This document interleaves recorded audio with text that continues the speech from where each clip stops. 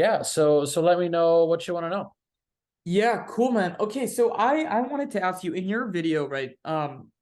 You outlined that one strategy companies can use to suppress negative reviews. You hire contractors, right? You essentially make sure you treat them really well for like 2, 3 months, and then you incentivize them to leave these positive reviews. So it seems like one way to maintain a good Glassdoor reputation is to get them to write positive reviews.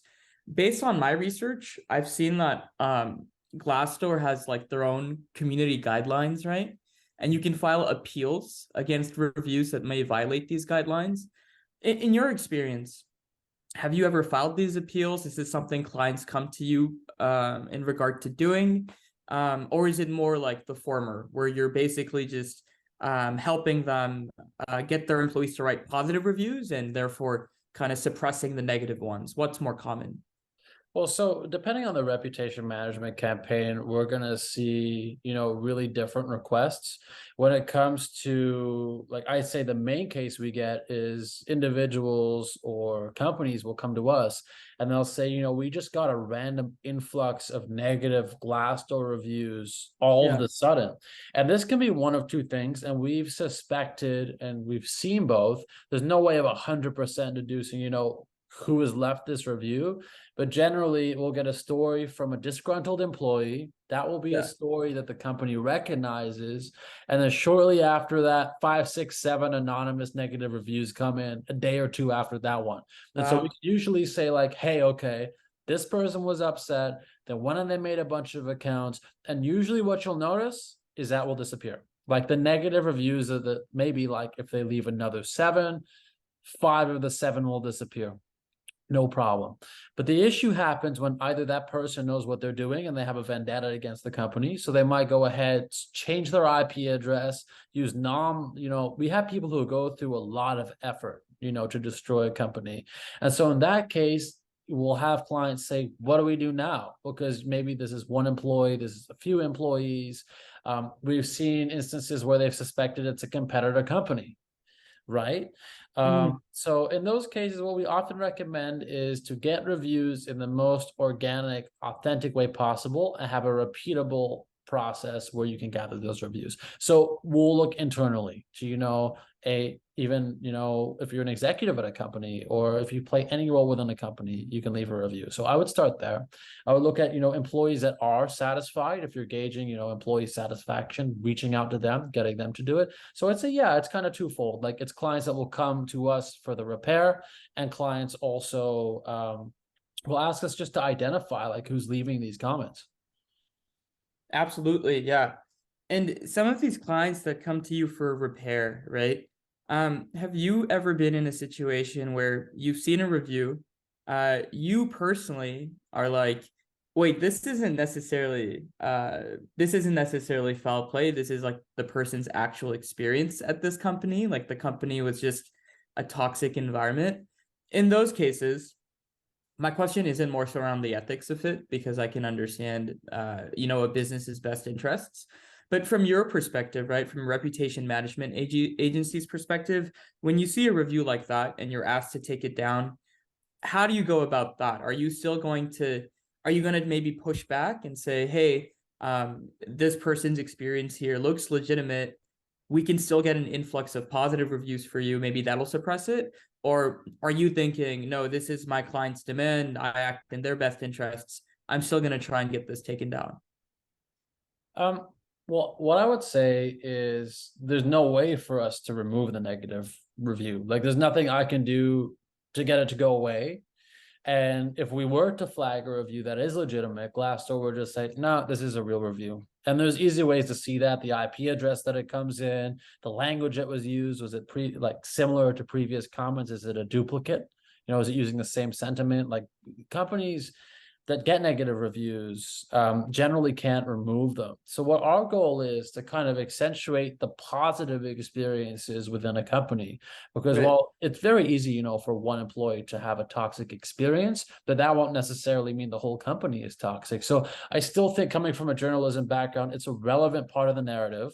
If negative, if a negative review happens, it's not always a bad thing. We don't want to see a company with 1,000 5-star reviews, no 4-star reviews. That's suspicious.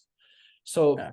if we can get the sentiment to lean towards the positive, I wouldn't say it doesn't matter, but it almost doesn't matter what is said within those negative comments because everybody's experience is different. So we'll lean in and say, my first thing I say is don't get paralyzed. That's it. We don't have to remove it because the second you're focused on, we got to remove this. This is bad. This is going to destroy our company. This is a bad person. It's me against them, the company against them. They're gonna, limit the amount of revenue that we can pull. That sort of thinking is bad thinking. So I'll just say, don't get paralyzed. Use this as momentum, and we're going to accentuate the positive and bring the narrative into a positive place. Awesome. Yeah, that makes a lot of sense. And when you say accentuate the positive and you talk about empowering, I guess, your clients to get their employees to leave positive reviews, at least the ones that are happy, right? Is that so within Glassdoor's ecosystem? I've read that for example, I know that like giving, let's say, employees gift cards to leave positive reviews is I think it breaks their community guidelines or paying anyone. But in terms of like incentives, based on the research you've done or the clients you've worked with, what are we talking about here, right? Like, are we just sending surveys out? Are we just identifying people and asking them nicely? Is that all within the rules? I'd say asking people to leave an honest review. That's always the language that I use. Yeah. Even, I have, I think about 20 Udemy courses, and the line we'll always send out is leave us an honest review. And generally, if you're asking people to leave you an honest review of their experience, usually the people who are responding to your requests are only going to do it if they feel positive, because they're getting an ask from you. So that's, we want to encourage them to leave a positive review. Like, we have a stake in this game, but it's also important to make sure it's honest. So I don't believe in incentivizing the review itself, but I believe in making sure the employee always feels good. Anybody you always interact with, like even this conversation, you go away feeling good. Like, it's just a happy feeling, a happy sentiment. And you kind of have a gauge of that. So if I'm working with a client within my business or within a client's business, and we know we're in the middle of an engagement or a project or a campaign where things are going well, everybody's happy, we just finished, we had a bit of a success, or even in this conversation, let's say we just had a laugh, I could say, on that positive note, would you mind leaving us a review? That's a strategic way to do it without breaking. And aside from ethics, we don't want to bribe people to do things. It doesn't even feel good. You're not going to get the most authentic description of what their experience was like. You want them to really feel good. That's where the narrative is going to come. Absolutely. And these people that come to you from different companies, do they normally work in HR? Are these executives? Is it a mix of stakeholders? It's hard to say. I wouldn't say it's specifically HR that reaches out, but it's usually people who, especially within the larger companies, people who manage employee experience. So that can really be anybody from, and there's, different titles. We work with businesses internationally, so it's difficult to say. But there are usually within, there's an HR department, and people who will actually go in and speak with, there's education companies, for example, is like a really big one. We'll go in and just do relations, employee relations, and that sort of thing. I think they call them employee experience managers. Like, there's kind of like made up titles, but they're just dedicated to making sure people are happy. And I would like to say, among those people, I do see an issue within companies where they don't actually focus on making those people happy. They just focus on making sure negative content doesn't get out.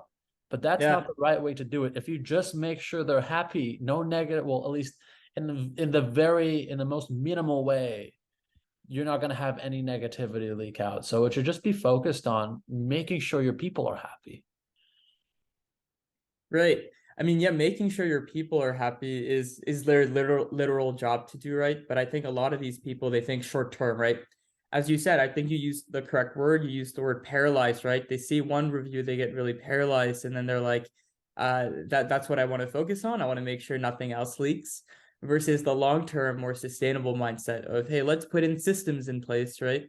that'll ensure that everyone's feeling good here. And then the Glassdoor reviews are almost just like a byproduct. So I resonate with that.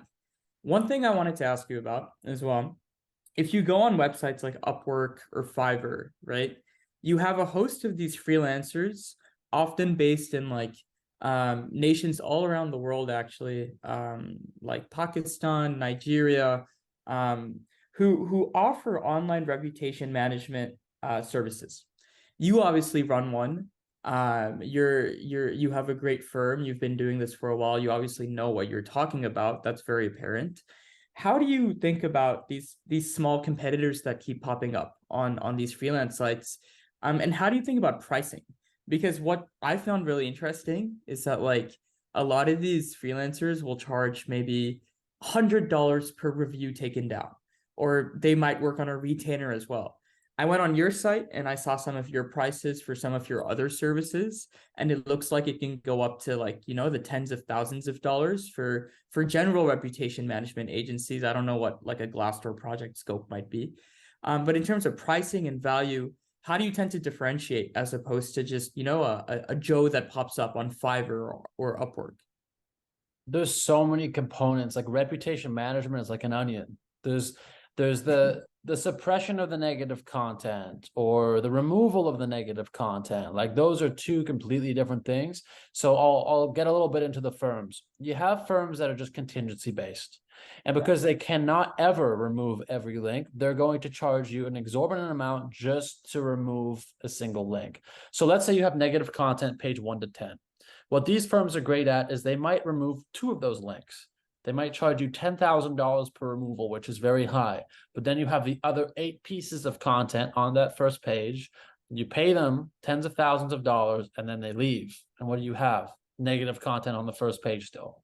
So now you're out $20,000, and it can be that expensive. Yeah. And you have negative content still on the first page. So if you have 1 or 2 pieces of content, contingency might be a good firm to go to. If you have a full page, don't touch them, because you're still going to be left with negative sentiment on the first page. They're going to leave and on high volume go to the next client.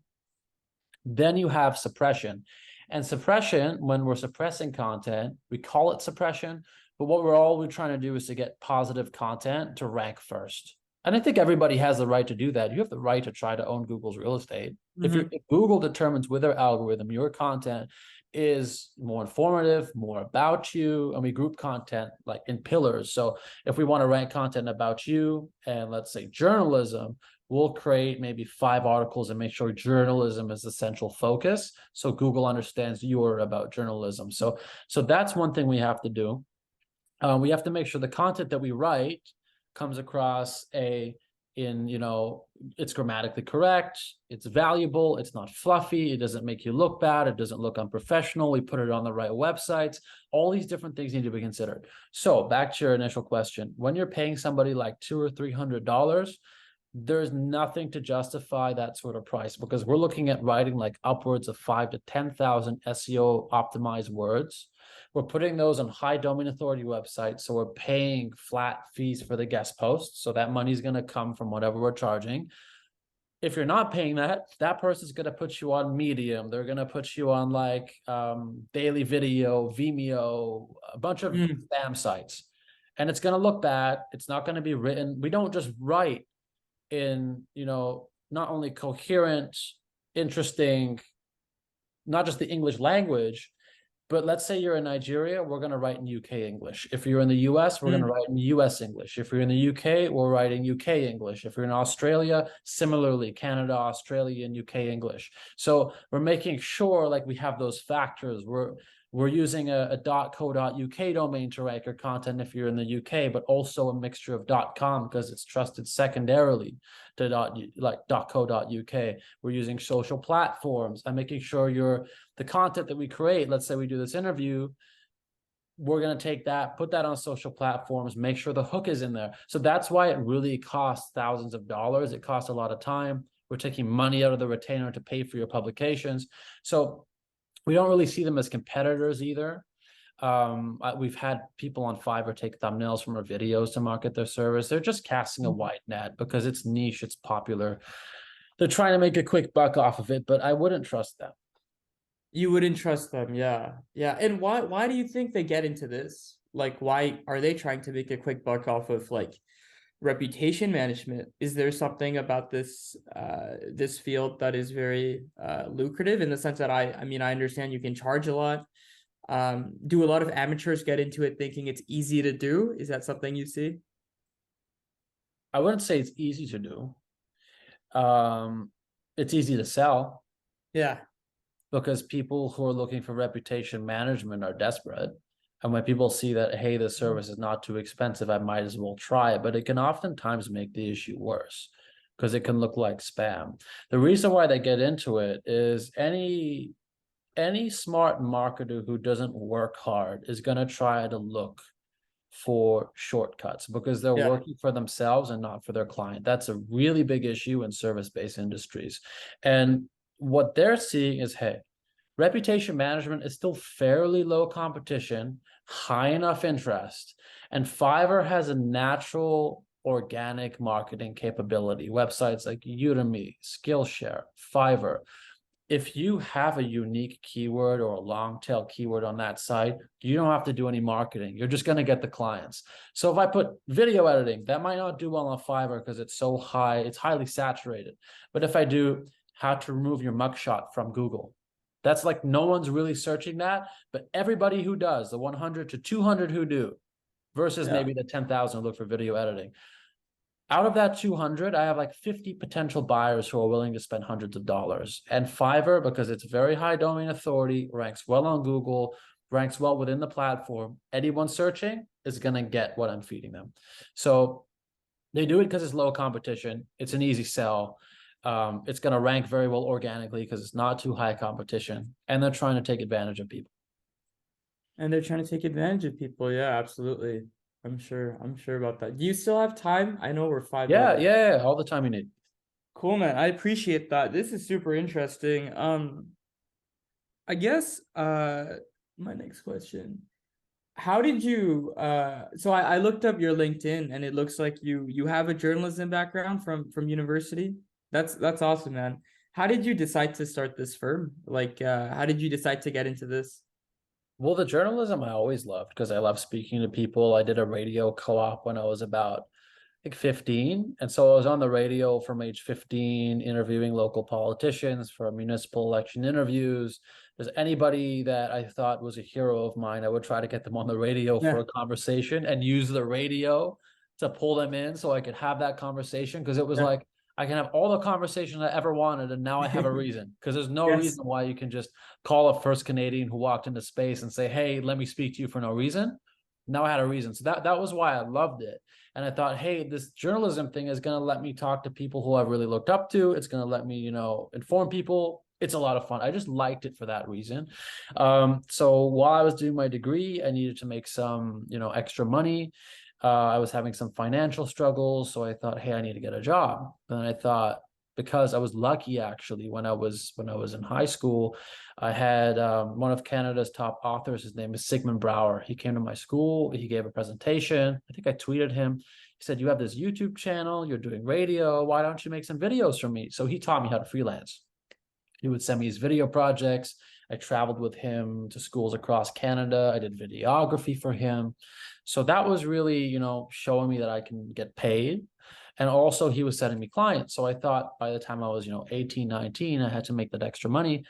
Instead of getting a job, I opened a marketing agency, which was really Mhm. a one-man show. Did that for a couple of years.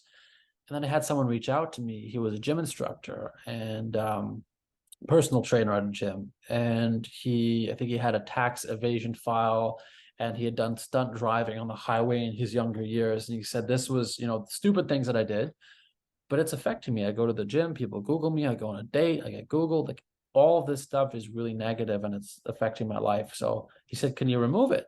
I said, well, I can't do that, but I can try to suppress it because I was an SEO. I did this. We did an event for him in the park. Everything went well. We ended up suppressing, the negative content off the first couple of pages. He was over the moon. He was like, this is just the best. This is so helpful. Um, and I actually went on to just post this service on classified ads for a couple of years. So I'd go to like the depths of Craigslist and I would say like, do you have a crime? Is there a negative content on the first page?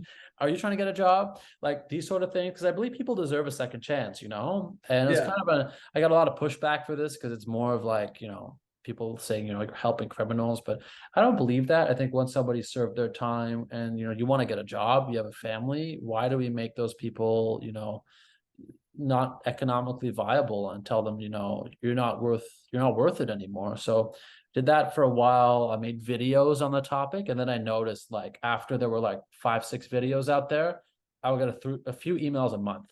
And eventually I just transitioned into it. Hell yeah, that's awesome.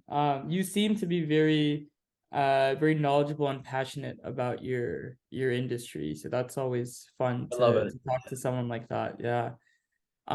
Okay, last question, I guess. You just mentioned something similar where you were like, I'd post ads on like the classified section and basically try to find people that might need my services.